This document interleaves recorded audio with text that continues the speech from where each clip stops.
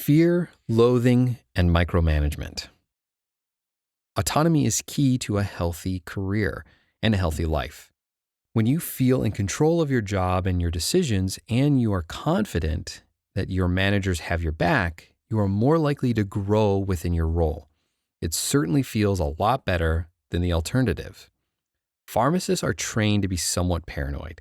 We don't like it when things get out of control, when systems fail, or when there isn't a clear answer.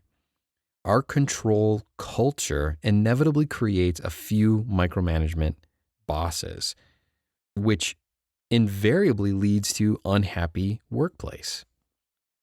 Having a micromanager for a boss makes you feel like you have no autonomy and drains you of any creative energy. When I worked for a micromanager, I came home exhausted every single day. I would sit on my couch and tell my wife, Megan, honey, I just need to sit here for an hour. Can you take care of the girls, please?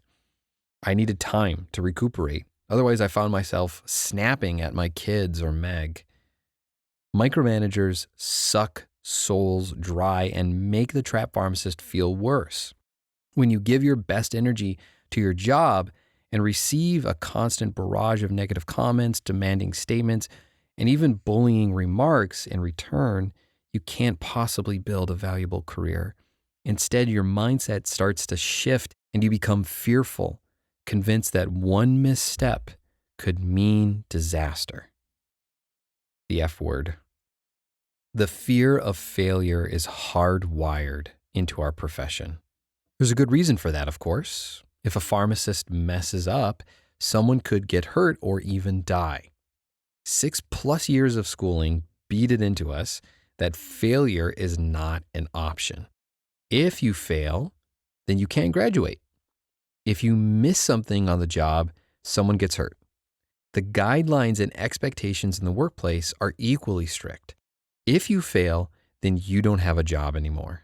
Worse, you may end up getting sued, a truly gut-wrenching experience, or even worse, losing your license. The message is clear, but never actually fully stated anywhere. Failures can't work in pharmacy. So let me get this straight.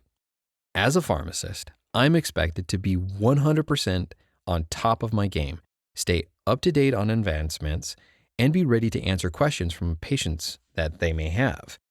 But I'm not allowed to explore anything new or experimental, expand my knowledge through trial and error, or learn from experience. Okay.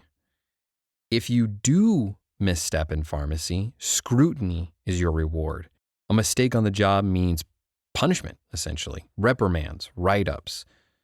Some receive increased micromanagement and PIPs, performance improvement plans, as I did. More often than not, I hear pharmacists complain about their managers creating impossible PIPs and setting unreasonable expectations. They suspect their bosses have set them up for failure. Pharmacist Reddit forums have pages upon pages dedicated to pharmacists explaining their unjust situations. Setting aside the micromanagement and bad bosses, think about the mindset a pharmacist has in that situation. I'll never do it right. Why try? I'm stuck here. How can I advance now? That's what I get for sticking my neck out. This is impossible. The mindset that derives from such an unforgiving, not to mention unrealistic, culture is detrimental to those people expected to be high performers. Failure is bound to happen. No, we don't want it to happen, especially in healthcare, but it does.